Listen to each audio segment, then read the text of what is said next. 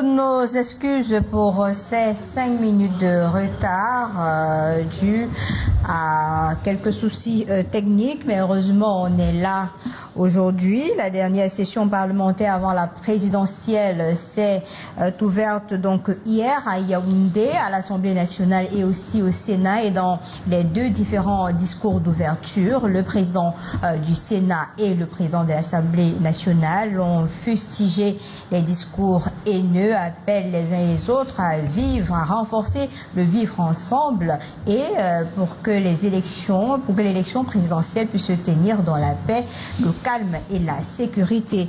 D'où la thématique centrale du débrief de l'actualité, discours haineux et fracture sociale. Le Parlement peut-il agir? Mesdames, Messieurs, bonsoir et merci de nous retrouver pour le débrief de l'actualité en direct de la meilleure chaîne privée au Cameroun. On peut revoir cette émission sur l'application de Play, mais aussi nous sommes en direct via YouTube et Flaubert, comme tous les soirs, s'en occupe. Maître Georges Teghem, avocat au barreau du Cameroun, homme politique qui nous vient du Rassemblement démocratique du peuple camerounais, est avec nous ce soir. Maître, bonsoir. Bonsoir Lille, bonsoir à vos millions de téléspectateurs, bonsoir au panel, bonsoir à l'équipe technique qui accompagne l'émission. C'est un plaisir d'être là ce soir, de pouvoir échanger sur une thématique très importante à la veille de ce scrutin que nous attendons tous de pied ferme. Et disons qu'on va partager nos modestes expériences avec le panel et avec vos téléspectateurs. En tout cas, merci de m'accueillir. J'ai une question pour vous en ouverture. Le tour cycliste, pour ce qui est de la dernière partie dans la ville de Douala, a été annulé à cause du mauvais état des routes. Le communiqué est sorti de la Fédération camerounaise du cyclisme. C'est une honte pour le Cameroun. L'image du Cameroun est ternie à l'international avec cela. La 7e étape a été complètement annulée. Je ne sais pas qui sont les organisateurs de ce tour. C'est le Cameroun, bien sûr. On parle de la Fédération camerounaise du cyclisme. Je comprends très bien. Mais je veux dire que dans leur collaboration avec la communauté urbaine, quand est-ce qu'ils ont informé la communauté de ce qui viendrait à Douala? Parce que c'est déjà cela, parce qu'il faut commencer par communiquer au bon moment, à bonne date. Ça a été communiqué, tout a été communiqué. Dans quel délai? Et même Jean-Baptiste Biaï, qui est le responsable de la communication, ça se communique toujours, c'est toujours comme ça, mais l'année dernière c'était pareil, cette année encore, on revient chaque fois. Mais ça veut dire qu'il y a un problème au niveau de l'organisation. Donc il faut améliorer la qualité de la collaboration avec la communauté urbaine qui s'occupe des routes dans la ville. Et je veux aussi faire observer que, reconnaissons que de notre côté, il y a des chantiers à Douala. Un peu partout, là, il y a des chantiers. Donc, le maire de la ville est en train de travailler. Et si ça a été annulé pour la bonne raison, c'est-à-dire les travaux en cours. Non, mauvais état de la route. Ça a été bien précisé. Oui, mais il y a des travaux. Il y a des travaux en cours. La décision du collège des commissaires, communiqué numéro 7, étape 7, Douala Critérium. Pour des raisons liées aux mauvaises conditions de la route, l'ensemble des coureurs a décidé de ne pas prendre le départ de l'étape. Le jury des commissaires, en accord avec l'organisation, a annulé l'étape en ne faisant que 5 tours du circuit neutralisé. De ce fait, aucun classement n'a été établi et les classements à l'issue de la 6e étape restent d'application au départ de la 8e étape. C'est bien le communiqué bien précisé lié aux mauvaises conditions de la route. Mais les mauvaises conditions sont le fait qu'il y a déjà des chantiers sur la route. Reconnaissons qu'il y a des chantiers. Vous vivez à Douala, comme moi, il y a des chantiers partout. Et justement, c'est même l'une des raisons pour lesquelles, quelquefois, il y a un véritable problème d'embouteillage. Je crois que votre chaîne a même relayé. Il y a des chantiers, donc si c'est pour la bonne cause, souhaitons que l'année prochaine, ce soit plutôt dans les conditions. La première fois, l'année dernière, c'était pareil. Hein. Il n'y avait pas de travaux, c'était toujours ces états. Il y avait les trous. On avait dénombré les trous sur le critérium, mais ce n'était pas évident pour les Camerounais, pour ces coureurs-là. Et c'est l'image du Cameroun qui prend quand même un coup à l'international. Non, nous y travaillons tous les jours. Vous ne pouvez pas dire que les constats l'année dernière sont les mêmes de cette année. Parce qu'entre l'année dernière et cette année, vous convenez avec moi qu'il y a quand même des travaux qui ont été faits. Ça ne suffira jamais. Une construction d'un pays nécessite un effort permanent, un effort constant. Ce ne sera jamais évident. Mais je vois que la mairie de la ville s'active à améliorer la qualité de trafic dans la ville. C'est une bonne chose. C'est certes, comme on dit souvent... C'est quand même désolant, non? Non, on peut être heureux d'avoir une telle nouvelle, mais voilà. Comme disait Ahmad Kakaba Malboum, il n'y a que ceux qui ne font rien qui ne reçoivent pas des insultes. À propos de l'organisation de ce qui s'est passé l'année dernière sur l'athlétisme, le colonel Alba Kakaba Malboum avait dit quelque chose qui m'a beaucoup frappé, c'est qu'il n'y a que ceux qui ne font rien qui ne reçoivent pas des insultes. Quand vous travaillez, il y aura toujours, qui ne reçoivent pas des critiques. Quand vous travaillez, il y a toujours des gens là, qui font des critiques. Ce sont des faits qui sont réels. Et les Camerounais vous posent la question de savoir sur la page, est-ce que Maître Tegem est bel et bien au Cameroun? En tout cas, c'est merci pour votre premier jet. On a compris votre position là-dessus. Difon Sahadou Badaroudine, expert en cybersécurité, CEO de Cyberzone. Bonsoir et bienvenue. Bonsoir Lille, bonsoir à tous les téléspectateurs. Bonsoir aux confrères avec qui je vais partager le plateau ce soir. Il faut avouer que visiblement ça sera très tendu parce que justement vous commencez avec le communiqué qui a été publié, quelque chose d'extrêmement désolant, ça il faut le rappeler. En dehors de l'état de la route, il faut aussi voir la manière dont la population a été traitée aujourd'hui à Douala. Ce qu'il faut noter, c'est qu'on se lève pas un matin pour organiser quelque chose du genre. C'est toujours notifié des mois en amont. Est-ce que la mairie a pris des dispositions pour que la population puisse se sentir bien? Absolument pas. Est-ce qu'ils ont annulé à cause de l'état de la route? Oui, le communiqué a été très clair et honnêtement, c'est une honte pour une ville comme Douala. S'il faut reconnaître par ce type de communiqué qu'on n'a pas pu, je veux dire quoi, offrir un circuit digne de ce nom pour que les vélos puissent, comment je vais dire, circuler. Ça, il faut dire que ça, il y a un gros problème en fait. Et pour l'information peut-être de Maître Tegem, il y a eu un communiqué de la mairie de la ville qui précisait justement que la journée d'aujourd'hui, certains axes devaient être occupés par ce tour-là. Donc ça veut dire qu'il y a une collaboration entre les deux entités. Malheureusement, comme l'année dernière, on est revenu, on était obligé d'annuler l'étape 7 parce que jusqu'à présent, les routes restent à désirer.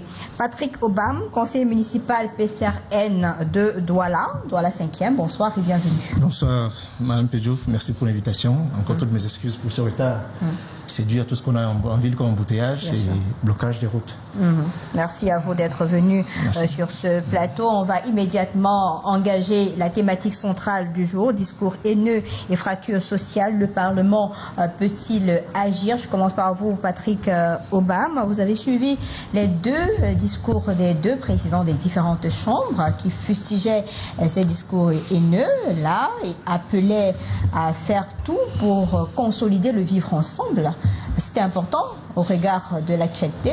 C'est important puisqu'en fait, la violence verbale et physique sont l'aboutissement des frustrations.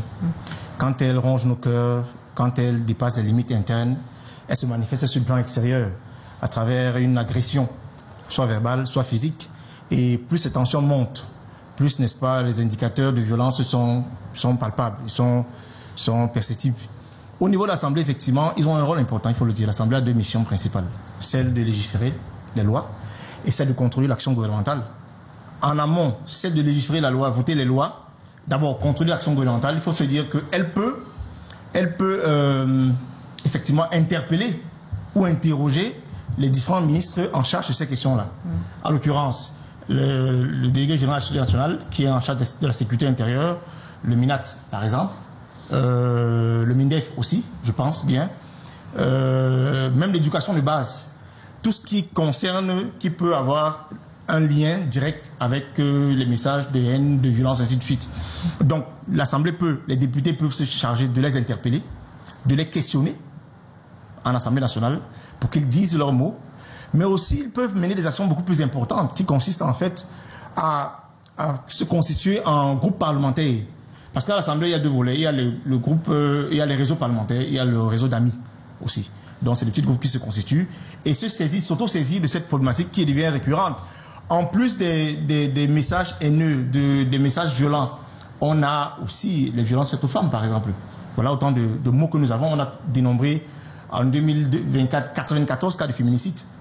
Le PCN a à cette occasion même manifesté publiquement pour dénoncer. Donc il y a des groupes d'amis à l'Assemblée, il y a des réseaux parlementaires qui peuvent se constituer et, n'est-ce pas, s'auto-saisir, monter un dossier ou un projet et le soumettre, n'est-ce pas, au président de l'Assemblée nationale pour qu'il valide ces dossiers-là. Et plus tard, ça peut faire l'objet d'une proposition de loi par les députés ou même un député. Mais il faut dire que ils sont mieux placés à l'Assemblée puisqu'ils représentent le peuple. C'est la chambre du peuple. Ils sont mieux placés pour maîtriser ces enjeux-là et pour s'auto-saisir. La question, c'est l'auto-saisine. Vous comprenez? Il y a un souci, il y a un malaise social, il y a une crise qui est là. Je me souviens un tout petit peu de la crise du Nozo, par exemple, pour faire la parallèle. Qui a dit que ça a commencé quand les avocats ont été tabassés, par exemple, ou les enseignants? Mais non, il y a eu des frustrations en avant. Si vous connaissez l'histoire du Nord-Ouest et du Sud-Ouest, il y a eu tellement de frustrations qui ont été digérées au fur et à mesure et qui finissent par exploser. Donc ce qu'on vit aujourd'hui, ce qui s'exprime sur les réseaux sociaux, Madame Pédiou, ce n'est que l'aboutissement de ce qui se passe dans le cœur des hommes. Et dans le cœur des Camerounais, ça va très mal. Et pour preuve, du sommet à la base, on se jette les pics. Quand j'allume mon téléviseur, j'entends apprenti sorcier, par exemple, un mot comme ça. J'entends c'est pas en famille. Ça n'a pas été dit hier. Hein. Moi, je reste sur le discours d'hier. Je veux pas qu'on s'évade. Non, pas pour hier seulement. Non, je veux qu'on reste sur ce qui a été dit hier au niveau de l'Assemblée nationale du Sénat. Les discours haineux sont de part et d'autre, tant du sommet qu'à la base. Vous comprenez? Et donc, seul le Parlement peut interpeller, parce que le Parlement peut interpeller l'action gouvernementale et les membres du gouvernement sur cette question-là. Donc, c'est de part et d'autre. Il faut saisir les membres du gouvernement, il faut les questionner. Quel mécanisme mettre en place pour éradiquer ce phénomène? Ok. Il faut s'arranger à ce que l'Assemblée nationale vote des lois. Non, on va venir sur cette question. Donc, rassurez-vous. Alors, Badaroudian, vous êtes sur les réseaux sociaux tout le temps. Vous voyez exactement ce qui se passe. Le discours des deux présidents hier, c'était opportun. C'était véritablement choisi au regard de l'échéance qui arrive. Ce qui est sûr, les deux présidents de nos deux chambres n'ont pas parlé pour rien. Ils font d'un constat qui est extrêmement clair. Maintenant, monsieur vient de le dire tout à l'heure, ça vient d'en haut, ça arrive en bas. Ça, c'est ce qu'il faut noter, parce que vous allez vous rendre compte que ceux qui actuellement se donnent à ce genre de pratiques sont des personnes qui apprennent généralement de l'ensemble de leurs leaders. Il a pris l'exemple d'une expression maintenant: lorsque des leaders s'asseyent sur des plateaux de télévision et se permettent de dire un certain nombre de choses, naturellement il y aura écho sur les réseaux sociaux. Ce qu'il faut noter, c'est que le Parlement a un rôle extrêmement important à jouer sur ce coup. À l'instant où nous sommes en train de parler se tient sous forme d'initiative parlementaire, disons ça comme ça, en France, une initiative qui consiste à questionner, qui consiste à interroger tous les influenceurs de la France. Vous comprenez jusqu'où ça peut aller. Donc ça veut dire quoi? Lorsque vous êtes dans le Parlement, c'est de votre rôle d'essayer de comprendre, comment je vais dire, si ce que le gouvernement fait va en droite ligne avec justement ce qui est positif ou quelque chose du genre. Ça c'est le premier point. De deux, maintenant, il ne faut pas se cramponner quelque part pour attendre que le gouvernement fasse tout. Les députés, les sénateurs ont le droit de pouvoir enchaîner des initiatives pour essayer de lutter contre un phénomène qu'ils jugent important. Maintenant, sur les réseaux sociaux, c'est extrêmement grave. Je l'ai toujours appelé ici, l'État n'existe pas sur les réseaux sociaux et c'est extrêmement dangereux. Dites-vous bien que peu importe ce qui se passe sur les réseaux sociaux, c'est un peu rare. Pas rare, je n'ai jamais entendu que l'État camerounais a ordonné la suspension ou la suppression de la page d'un influenceur qui dit quelque chose de négatif.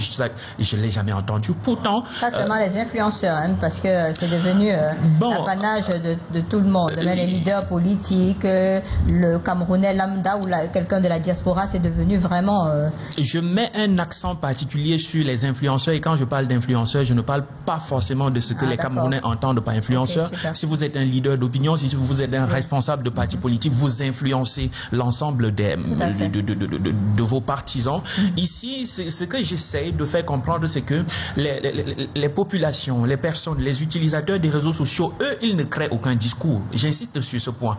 Il faut toujours que des leaders d'opinion commencent un discours qui sera ensuite relayé au sein de la population. Et j'insiste encore sur ce coup. À partir de l'instant où n'importe qui peut dire n'importe quoi sur les réseaux sociaux sans s'inquiéter, sans être inquiété. Il y a certains qui n'ont pas besoin de regarder la télévision, hein, qui ne regardent même pas la télévision, qui n'écoutent même pas ces leaders-là, mais qui ont des discours haineux sur les réseaux sociaux. Ils n'ont pas pris ces discours-là sur un plateau de télévision ou alors sur un média traditionnel. Il faut véritablement éviter de prendre les choses de façon large. Parce qu'il y a vraiment des gens qui vivent sur les réseaux sociaux et qui n'ont jamais vu quelqu'un sur un plateau de télévision. Lille, écoutez, il est très très facile pour un État de contrôler ce qui se dit sur les plateaux de télévision. S'il fallait situer les sources des discours de haine, je ne citerai pas les plateaux de télévision, même si aujourd'hui les plateaux de télévision jouent un grand rôle dans l'espace informationnel au Cameroun. C'est très facile de se faire attraper par l'air et où nous sommes ici, vous comprenez un peu. Mais lorsque ceci est transposé sur les réseaux sociaux, ça devient autre chose. Par exemple, lorsque par exemple les leaders d'opinion passent sur les plateaux de télévision, hier ou avant-hier, on a reçu Joshua Ozi sur votre chaîne de télévision. Imaginez-vous, dites-vous bien que ça ne se limite pas à la télé. Tout son passage a été entrecoupé pour pouvoir être distillé sur l'ensemble des réseaux sociaux. Alors à partir de cet instant, le moindre mot qu'il a posé sur votre plateau sera amené à l'utilisateur qui n'a même pas de télévision chez lui. Vous comprenez? Maintenant, ce sur quoi j'essaye de mettre un accent, c'est sur le rôle des leaders d'opinion. Les leaders d'opinion, j'avais préféré le mot influenceur parce que quand je dis influenceur, ça englobe tout le monde. Par contre, quand on dit leader d'opinion, ça peut exclure un certain nombre de personnes. Ici, le phénomène qui se vit aujourd'hui est un phénomène qui est entretenu par surtout les politiciens, parce que quelque part ça fait comment je vais dire, ils s'en sortent peut-être en agissant ainsi. La haine, le discours de haine, c'est quelque chose qui est savamment entretenu, c'est quelque chose qui est consciemment entretenu par l'ensemble de nos politiques pour des raisons X ou Y, pour des raisons qu'on ne saurait dire ici. Mais il faut noter que l'ensemble de ces leaders ne doivent pas se sentir aussi libres que ça. À chaque fois que tu dis quelque chose, à chaque fois que tu ne dis rien, parce qu'il y a ceux qui disent et il y a ceux qui ne disent rien, qui jouent des rôles tout aussi importants. À chaque fois que tu dis quelque chose, tu dois être inquiété. À chaque fois que tu ne dis pas quelque chose, on doit être en mesure de te dire que voilà, tes partisans qui sont en train de mener un certain nombre de choses, et toi, qu'est-ce que tu en dis? C'est aussi votre rôle, vous les médias, de justement les interroger sur l'ensemble de ces problématiques-là. D'accord. Alors, Maître Teghem, on sait que les travaux de juin 2025 sont généralement consacrés au vote des lois, contrôle de l'action gouvernementale à travers des questions orales qu'on a d'ailleurs l'habitude de diffuser ici sur Canal 2 International. Est-ce que c'était important à ce moment-là d'abord de mettre le point sur ces discours haineux, sur ces atteintes au vivre, à tout ce qui peut porter atteinte au vivre ensemble? C'était important à ce moment précis lors du discours d'ouverture? Je pense qu'il faut mettre les choses dans leur contexte. Et le Parlement de la République, les leaders, notamment le président de l'Assemblée nationale, le très honorable, et celui du Sénat, représentés, ils avaient de bonnes raisons d'évoquer un discours pour appeler à la modération. Parce que en ce moment, ça va un peu dans tous les sens sur les plateaux. Et ça va un peu dans tous les sens également dans les réseaux sociaux. Il est temps quand même de recadrer. Mais je voudrais faire observer ici que le Parlement a quand même voté le Code pénal. Et dans le Code pénal, il y a un certain nombre d'infractions qui ont été retenues. Et parlant de la cybersécurité et cybercriminalité, on a anticipé depuis 2010, il y a une loi au Cameroun qui réprime des actes comme cela. Maintenant, le vote des lois, l'intervention institutionnelle, elle ne suffira jamais si chacun d'entre nous ne s'approprie pas les lois votées. Parce qu'il y a un véritable problème, c'est que la plupart des citoyens se croient tout permis. Or, la liberté qu'ils ont sur les réseaux sociaux n'autorise pas tout. J'ai vu un communiqué de Madame le ministre de la promotion de la femme, je crois, et de la famille, où c'est les affaires sociales, la promotion de la femme et de la famille, sur la pornographie. Oui, justement. Avec le site. Ça a été suspendu. Bon, parce qu'il disait tout à l'heure qu'il n'a jamais entendu qu'on a suspendu. C'était pour vous répondre, parce que vous avez dit qu'on n'a jamais entendu. Bon, si je peux répondre, si vous me permettez, justement, quand j'ai vu le communiqué de Madame la ministre, je me suis posé la question de savoir est-ce qu'elle a les moyens techniques pour pouvoir suspendre justement le site en question. Est-ce que le site a été suspendu? On en parle depuis, hein. Hein. Non, le site n'a pas été suspendu. Et justement, je me posais la question de savoir pourquoi lorsqu'on numérise un certain nombre de choses, c'est à partir de ce moment que ça pose problème, quand nous savons ce qui se passe à Akwa, à Elf ou quelque chose du genre, pourquoi il n'y a pas des actions sur le terrain? Et ce n'est que lorsqu'on numérise ce qui se passe sur le terrain que ça pose problème. Il faut toujours commencer aussi quelque part, non? Bon, l'endroit où ils ont choisi de commencer n'est pas l'endroit idéal. Hein. Je pense pour ma part que peut-être que vous trompez un peu sur ce que vous dites. Il faut souvent y aller le soir et voir ce que la police fait comme travail dans les endroits que vous indiquez. Bon. Il y a un travail qui est fait. Il faut souvent y aller le soir et voir le travail que la police fait. Il y a un travail qui est quand même fait. Et puis, je voudrais également faire observer, peut-être que vous avez dit une fois, il y a eu un communiqué également d'un ministre, du CNC, qui suspendait une agence, un bouquet sur Canal. Oui. Relativement. Hein? Oui. Mais il y a des suspensions, mais ça continue. Excusez-moi. Il y a des discours haineux. Excusez-moi. Lorsque vous dites qu'il y a les sanctions, tous les jours on vote les lois. Sur les discours haineux, il y a une loi. Oui. Sur le tribalisme, il y a une loi. Exact. Sur la forme républicaine de l'État, tout ça, il y a des lois. Mais si les citoyens ne s'approprient pas les lois, si les citoyens n'ont pas une éducation républicaine, le problème commence à naître. Donc vous comprenez que la thématique est très importante, mais les institutionnels seuls ne peuvent pas régler les problèmes. Il faut que déjà les citoyens s'approprient, parce que même la sanction, si on vient m'interpeller ce soir pour ce que j'ai dit ici, je rentre à Newbel et à ma sortie c'est plus grave, ça veut dire qu'on n'a pas réglé le problème. Or si moi, j'ai fait une introspection et je me dis quand même ils ont raison, il faut peut-être adapter mon discours à l'évolution des circonstances. Là, ça améliore la qualité. Donc, vous allez faire ce que vous voudrez, vous allez dire ce que vous voudrez. J'entends M. Obama, il dit que les gens sont nerveux, alors ça les autorise à tenir le discours haineux. Rien n'autorise à violer la loi. Rien ne vous autorise à violer la haine. Rien. Même si vous avez un problème personnel avec... C'est parce que vous avez faim que vous allez commencer à insulter les gens. C'est pas parce que vous estimez que, je sais pas moi... Il n'y a pas de route. Oui, par exemple, le tour cycliste a été annulé. Alors vous levez le matin, vous devez brûler la communauté urbaine. Ça ne se fait pas. Ça ne se fait pas. Il y a des moyens que le Parlement nous donne à travers les lois votées pour régler ce type de problème. Notamment la capacité de chacun d'entre nous de pouvoir dénoncer. Lorsqu'il y a un événement quelque part, vous faites une dénonciation et vous suivez. Vous allez voir les effets de la dénonciation. Donc moi je pense que venir sur un plateau et dire tout de go comme ça avec beaucoup de facilité, que encore que peut-être que M. Obama, il a dit quand même à travers les réseaux, les parlementaires peuvent faire un travail de terrain. Moi aussi, je pense qu'ils peuvent faire un travail de terrain, notamment dans leurs circonscriptions respectives. Lorsqu'ils font des descentes dans leurs circonscriptions, ils peuvent à l'occasion organiser des séances d'éducation, de formation. Et c'est d'ailleurs pourquoi parfois ils ont des cabinets parlementaires dans leurs circonscriptions. Je pense qu'à l'occasion, ils rencontrent un certain nombre d'acteurs, notamment dans les communautés, notamment les acteurs sociaux. Donc moi, je pense que c'est un travail collectif. Et maintenant que le Parlement ait un rôle central, oui, parce qu'il contrôle quand même l'action du gouvernement, oui, parce qu'il vote des lois. Et moi, je pense que ce ne sera jamais suffisant si les citoyens, si les médias, notamment vous, parce que vous dites que la décision de Madame le ministre n'a pas été exécutée. Mais c'est très grave. Il est temps de faire exécuter cette décision par les moyens qu'il faudra. Pareil, il faut des mesures d'accompagnement pour le suivi de cela sur le terrain. On ne prend pas pour le plaisir de prendre parce que des gens ont commencé à fustiger sur les réseaux sociaux et pour faire plaisir à la masse, vous prenez une décision sans avoir les moyens pour suivre l'application de cette décision sur le terrain. Je pense que cette décision de Madame le ministre sera transmise aux autorités en charge du contrôle de ce type. Parce qu'il a dit tout à l'heure, il a évoqué une autorité, l'ART, et je pense qu'il y a une autre, l'antique et tout ça. Elles se chargeront de faire ce qu'il faudra le moment venu. En tout cas, nous comptons sur ces autorités qui également participent à cette œuvre salutaire de salubrité publique, notamment sur les réseaux sociaux. Donc, continuons et il faut toujours espérer et croire en l'avenir.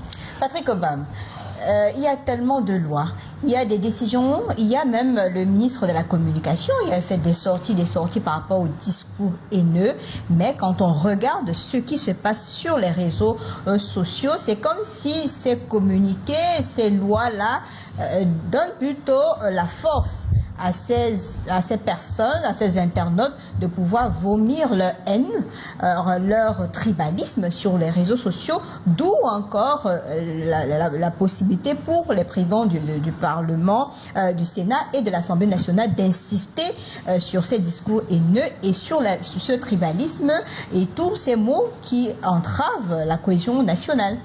Il y a 10 ans de cela, je crois que l'artiste Papillon disait sur votre plateau que les lois sont devenues des loisirs au Cameroun. Et Maître qui est à ma côté, qui est un brillant juriste, sait très bien que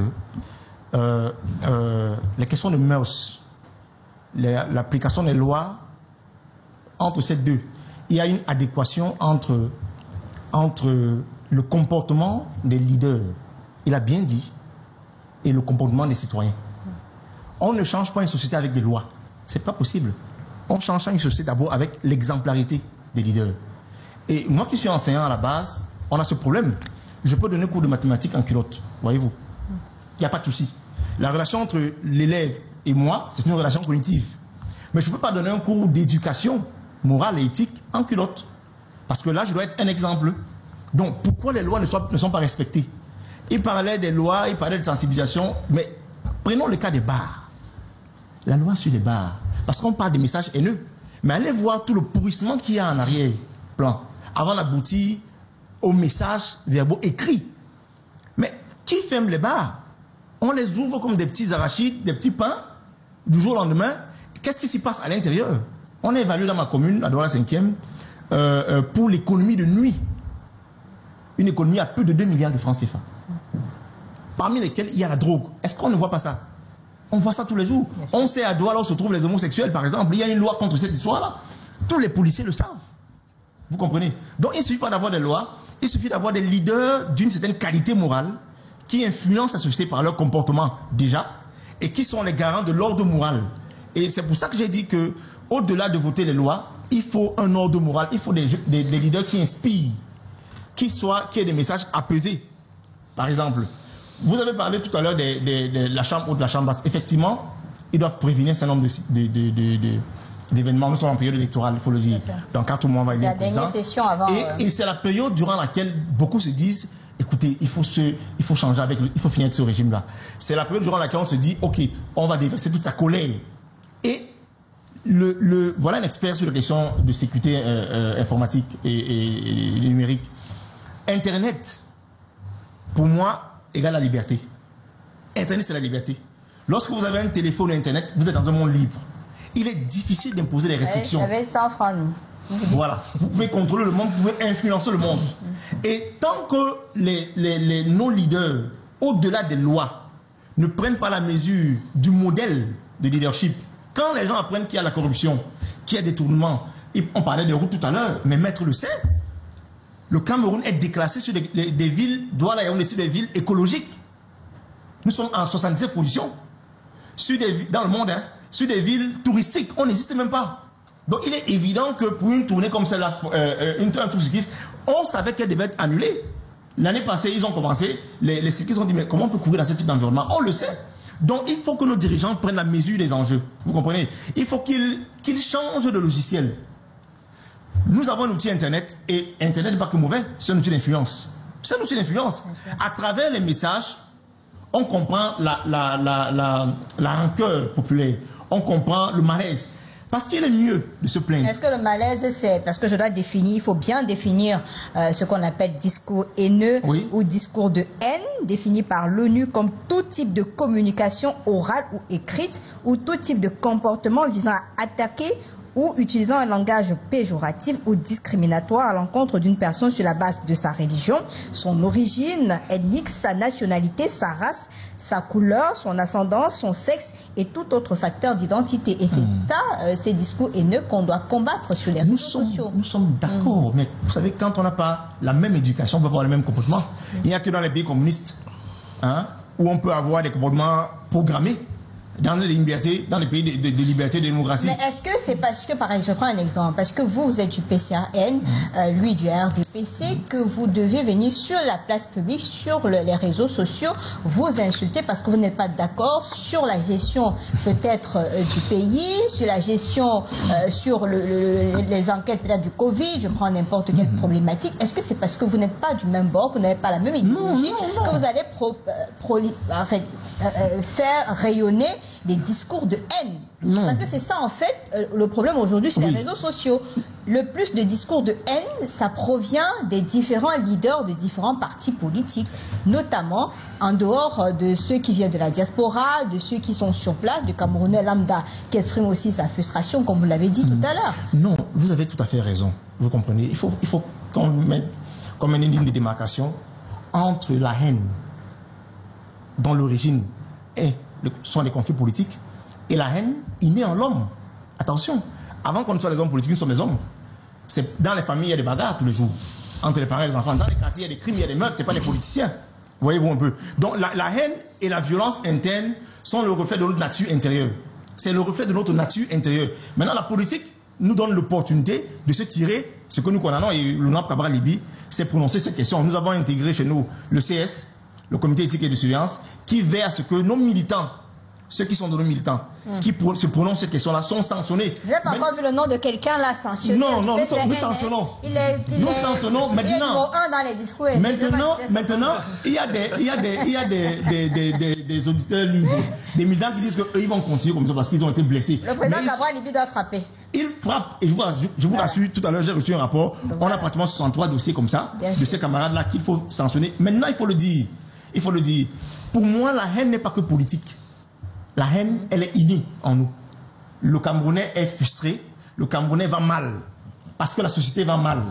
Et au même titre qu'il y a une violence verbale pour les cas politiques, il ne faut pas que l'Assemblée fasse le distinguo. La violence, elle est violente. Elle est violente pour tout. Même si dans un cadre politique, il faut pouvoir... On va revenir sur les solutions tout à l'heure, mais il faut trouver un juste moyen pour ne pas considérer que la violence verbale, elle n'est que politique. Les politiques peuvent jouer leur rôle. Attention, j'ai dit tout à l'heure que c'est une chance que les gens s'expriment. Voyez-vous un peu. C'est dangereux quand ils ne s'expriment plus. Imaginez qu'on ne parle plus, Madame Pidjou. Imaginez qu'on ne parle plus. Qu'est-ce qui va se passer?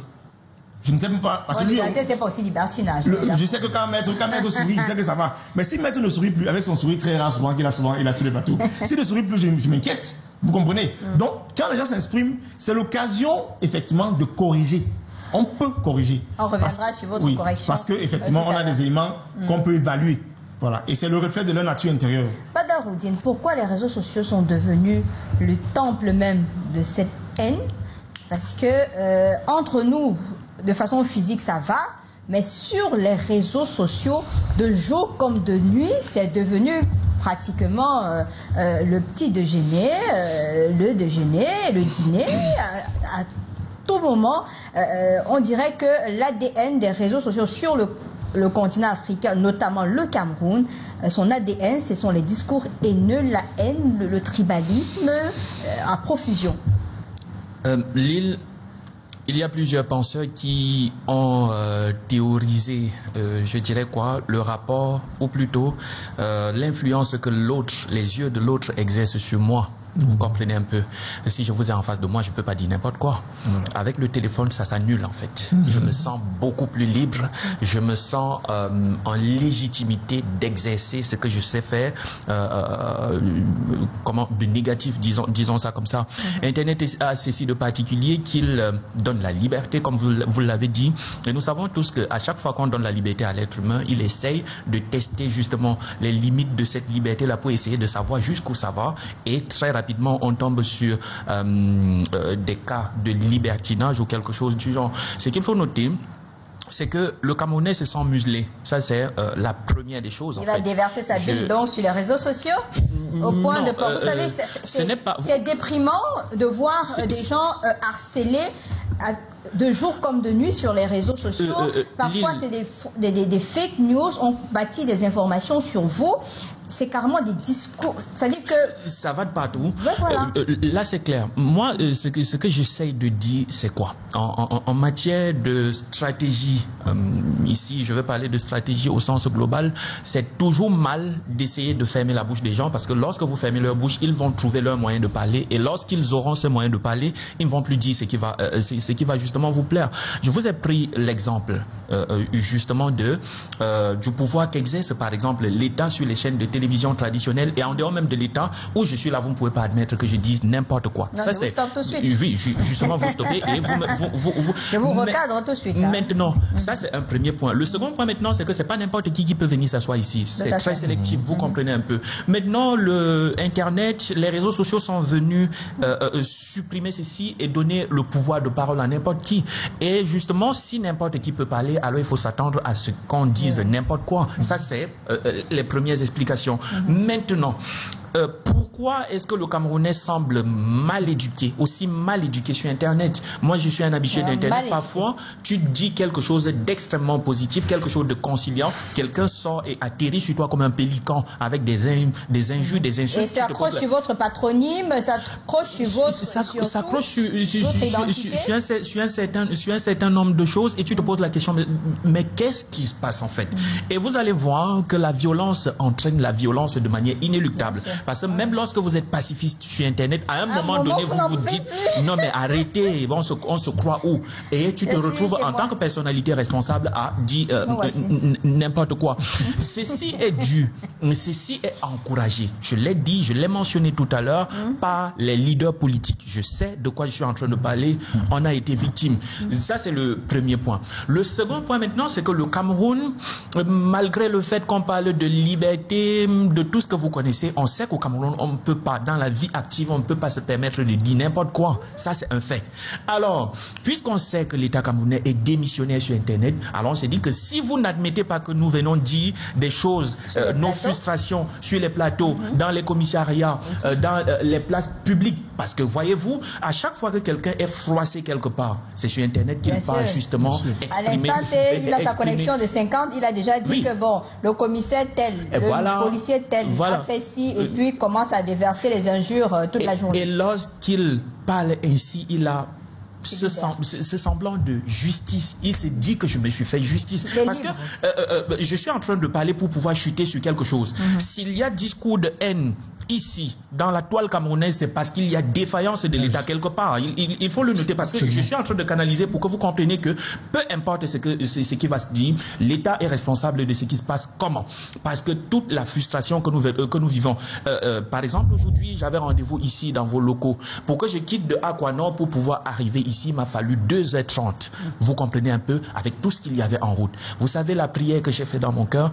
Je préfère garder cette prière pour moi. Vous le comprenez? Alors, je n'ose même pas imaginer ce qui se passe dans la tête de ceux qui sont, par exemple, les mototaximans et qui font des va-et-vient chaque jour. À partir de cet instant, on se dit, en fait, il va réagir négativement sur une situation. Vous aurez même pu faire un direct directement, non? Voilà, sur la page. Justement, pour essayer de m'exprimer. Maintenant, il y a une forme de violence qui n'est pas l'expression de la frustration, mais qui est plutôt une forme de dictature. Vous allez voir en ces Camerounais qui sont violents, des petits dictateurs en fait, qui se disent que tu ne réfléchis pas comme moi, je t'insulte. Ça, c'est un fait. Tu ne supportes pas la même personne comme moi, je t'insulte. Là encore, l'État a sa part de responsabilité. Parce que lorsque nous avons des responsables de l'État qui refusent d'admettre qu'il y a dysfonctionnement sur ce qui a dysfonctionné et que nous avons tous vu, par exemple, le cas d'aujourd'hui, où justement l'organisation du cyclisme a été interrompue pour l'état de...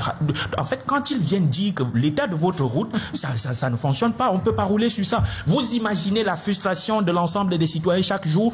Et lorsque c'est une organisation internationale qui vient dire ça, nous on applaudit, on se dit enfin des personnes qui reconnaissent. Or, désamorcer ces frustrations, c'est parfois reconnaître juste comme en tant qu'État, nous avons failli ici. On va travailler. Mais quand il y a défaillance, au lieu qu'on reconnaisse la défaillance, on est en train de sortir des arguments, des adverbes, tout ce que vous connaissez pour démontrer que non, tu te trompes. Toi, en tant qu'instrument, tu te sens froissé. Donc, à partir de cet instant, tu ne captes que la prochaine publication d'un ministre, du président de la République pour aller là-bas et dire que non, tais-toi, tu ne dis rien de bon. Voilà. Et c'est désolant. Et ça devient compliqué. Et dans cet amalgame-là, finalement, c'est la cohésion nationale, le vivre ensemble qui est menacé. Il y a ce téléspectateur Essingan qui envoie cette réaction. La haine naît aussi avec les dénonciations calomnieuses.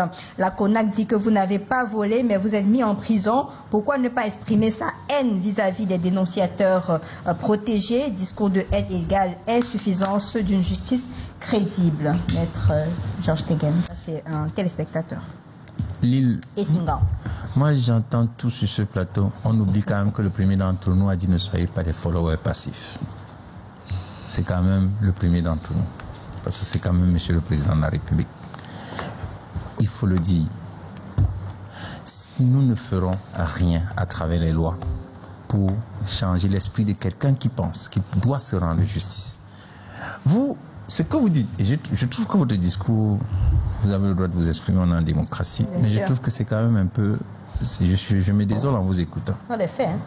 Je me dis, oui. Il n'a pas inventé, il est sur le cyberespace. Hein. Excusez-moi. Vous pouvez passer un jour, vous n'êtes pas sur le cyberespace, mais lui, il vit du cyberespace. Ce sont des réalités. Et c'est des interpellations qui permettent, vous, en tant qu'aussi homme de loi, des juristes, de pouvoir comprendre aussi certaines choses. Non, je ne comprendrai jamais que parce que quelqu'un est parti d'Aquanor pour ici, a passé 2 heures de temps, qu'il exprime une certaine haine.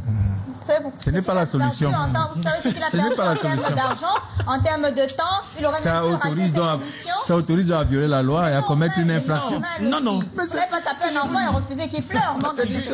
Moi, je pense qu'il faut travailler justement pour que les gens se comprennent bien que c'est partout que les gens peuvent avoir des problèmes. Et que moi, qui suis ADPS aussi, j'ai des problèmes. Si vous dites que vous êtes parti d'Aquanor, puis si vous avez passé 2 heures, vous croyez que si j'étais à Aquanor, j'aurais fait moins de temps que vous? Et pourquoi vous n'inversez pas? Nous roulons sur le même... Pourquoi vous n'inversez pas les rôles en disant que, véritablement, il faudrait que ces personnes-là puissent travailler pour éviter que la prochaine fois, on passe 2 heures de temps? C'est ce que je dis depuis.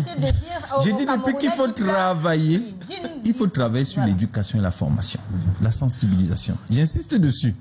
Parce que même si on met les meilleures routes, il peut arriver à un moment ou un autre que pour X ou Y raison, un camion en panne ou quelque chose et embouteillage. Ça peut arriver à tout moment. Alors si quelqu'un, parce qu'il y a ça... S'il y avait les routes, on n'aurait pas... On aurait fait le tour cycliste, on aurait eu et personne... C'est pas la première fois. Donc il faudrait au moins se... Il faut dire une chose. On se comporte... Le tour cycliste du Cameroun a eu plusieurs étapes. Et les autres étapes sont courues sans anicroche. Non. Jusqu'à présent, il n'y a pas eu d'anicroche. Non. Les gens sont... Ce n'est pas la première étape. Est-ce que c'est la première étape? Est-ce que vous les avez lus? Vous les avez écoutés? Excusez-moi. Est-ce que c'est la première étape? Il y a eu plusieurs étapes. Alors, il n'existe pas d'œuvre parfaite. Lorsque vous engagez un travail, même ici sur ce plateau, moi je passe aujourd'hui, je m'exprime, et quand je rentre, je fais mon introversion et je me dis, bah, écoute, une introspection. Et je me dis, mais non, j'aurais pu améliorer ici, et je m'améliore. C'est la vie qui est comme ça. Et on s'améliore. C'est la vie qui est comme ça. Donc, quand il y a un tour cycliste, comme celui du Cameroun, une étape est annulée, mais celui qui vit à Douala voit les chantiers partout, celui qui est à Douala voit qu'on est en train d'améliorer la qualité de la circulation, celui qui est à Douala dit qu'on est en train d'améliorer. Oui, mais ce n'est pas la première fois parce que depuis quelques années, on est obligé de faire ce travail. Puisqu'on dit gouverner, c'est anticiper. Vu que le maire lui-même a donné le critérium, a averti aux populations, a dit à ces populations que voilà, votre journée sera perturbée à tel niveau, ça veut dire qu'on aurait pu anticiper au niveau de la mairie, de la ville, avec les engins, avec tout ce que vous pouvez imaginer, de fermer ces trous-là, ne serait-ce qu'un pansement de quelques jours, pour nous éviter... Parce que vous étiez au courant 3 mois avant. Mais bien sûr, parce qu'on a été communiqué. Excusez-moi. Ça a été communiqué, c'est bien préparé. Excusez-moi, je ne pense pas que ce soit thématique. J'ai voulu prendre cet exemple pour répondre à ce monsieur qui disait que quelqu'un peut avoir une frustration et pour une frustration, il se permet des discours haineux. Ça, c'est une forme de justice privée. C'est-à-dire, il se rend justice à lui-même. Or, il y a des institutions qui existent. Lorsqu'on a un problème, on s'adresse à ces institutions. Moi, je pense que c'est un véritable problème au Cameroun. C'est un gros problème au Cameroun. Beaucoup de Camerounais... D'ailleurs, quelqu'un vous appelle, il vous dit, on a mobilisé les gens à Grand Moulin, on a déjà gagné les élections, c'est terminé. Donc, pour lui, dans la rue, il a gagné. Pourquoi on ne peut pas parler sans laisser Par exemple, je prends un exemple. Je peux prendre un autre. Je peux en prendre 1000. Pour dire que parfois, les gens se passent sur les plateaux et disent qu'on a frustré tel de cette terre, et parce qu'on a frustré cette terre, il a des raisons d'organiser une manifestation sur la voie publique. Mais la loi dit que si on t'a frustré, tu engages les instances. Il y a des instances qui existent au Cameroun. C'est justement pour ça que les institutions existent. C'est pour régler les problèmes. C'est pour ça qu'il y a le Parlement de la République, il y a la justice de la République, il y a l'exécutif, il y a tout ça. C'est des instances qui sont là pour accompagner, pour trouver des solutions. En théorie? Non, pas en théorie. Non. Le problème, en théorie, maître. La difficulté que moi j'ai avec vous, c'est que vous trouvez toujours le moyen de donner raison aux citoyens. Non, en théorie. Maître, le citoyen sait ce qu'il vit. Ouais. Et c'est justement ce mépris de l'expérience du citoyen qui donne cette impression de perdre le contrôle. Vous êtes encore très violent. Vous voyez comment vous êtes. Vous savez, et c'est ça. Et c'est ça. L'État est absent. C'est ça la différence. L'État a cessé de protéger. Non, pas absent, mais il y a une tolérance administrative. L'État a cessé de protéger le citoyen. Vous n'avez pas dit cesser parce qu'il y a des... Vous avez salué ici sur ce plateau la présence des forces de défense qui travaillent pour sécuriser les populations. Non, il faut le dire parce que n'importe qui a sa façon d'écouter. Quand je le dis, c'est pas au premier degré. Il faut reconnaître. Je veux dire que vous n'allez pas... Et je crois que c'est une bonne chose d'évaluer et de peser les tensions sociales. C'est une bonne chose. De se rendre compte que tout le monde est nerveux, entre guillemets. Tout le monde est fâché. Bon, et que tout le monde peut dire quelque chose. Et quand on évalue, non, mais c'est une réalité. Non. Il permettait à Maître Tegem d'aller jusqu'au bout parce qu'on doit aller prendre Paul. Ça, c'est quelque chose. Voilà toujours. Voilà les choses qu'il faut regretter. On est en démocratie. Vous vous êtes exprimé. Je vous ai interrompu? Non. Vous êtes interrompu. Non. Écoutez-moi. Excusez. La liberté d'opinion, la liberté d'expression m'autorise-moi à avoir un avis qui n'est pas le vôtre. Tout à fait. Et mon avis ne sera jamais le vôtre si vous pensez que parce qu'un citoyen serait frustré quelque part, il doit faire un discours haineux. Pour moi, lorsqu'on a une frustration, il y a les autorités qui existent. On s'adresse aux autorités, les autorités règlent les problèmes. Pour moi, lorsque il y a un événement comme le Tour cycliste, peut-être que ça s'est mal passé pour certaines personnes qui avaient fait des investissements. Ils savent bien ce qu'il reste à faire pour récupérer les investissements. Donc, me dire que parce que il y a ceci, il y a ça, non. Moi, je pense que les citoyens doivent maintenir la barre haute, maintenir une éducation de qualité, rester républicain en toutes circonstances, être stoïque. Moi, je vois quelqu'un dit qu'il me connaît, je l'ai transporté un jour, j'ai dit que je mangeais grâce à la politique ou quoi. Mais j'ai dit, monsieur, il parle de moi, je ne le connais pas. D'accord. Alors que je vois sur les réseaux sociaux, il est en train de parler de moi. Il dit que moi, je l'ai transporté un jour, je lui ai dit que je suis en politique parce que ça permet de bouillir la marmite chez moi. Il dit, mais ce monsieur, il m'a déjà vu où? Et il dit qu'il m'a vu. J'ai dit, mais ce monsieur m'a jamais vu. D'accord, maître, merci. On va aller prendre Paul Joël Kapchang. Il est secrétaire exécutif de l'ADICI Cameroun, qui lutte contre ces discours haineux et contre les fake news sur les réseaux sociaux. On l'écoute, il est à Yaoundé. S'il faut parler en d'état des lieux, il faut dire qu'à la lumière de la présidentielle qui arrive ou de la période préélectorale qu'on a amorcée depuis quelque temps, nos signaux ou les données que nous analysons et que nous suivons montrent bien sûr une montée en puissance de la désinformation qui s'accompagne des discours de haine. Et on le constate à chaque fois que la météo politique souffle sur le Cameroun. Et ça permet par exemple de voir de plus en plus d'ailleurs des images montées à partir de l'IA ou des voix qui sont traficotées à partir de l'IA pour justement propager la désinformation.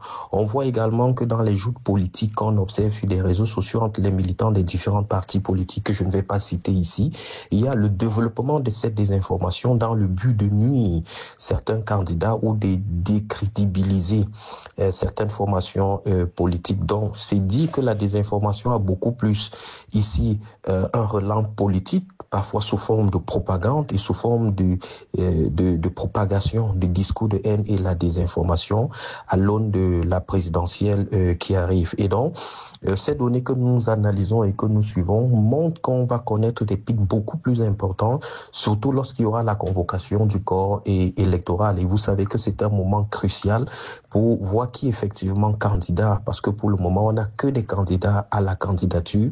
Et donc, du coup, cette situation anime le débat politique et public et a donc tendance à bipolariser ou à multipolariser le débat dans l'espace public avec tout ce qu'on peut constater en termes de perversité de la qualité de l'information dans l'espace public.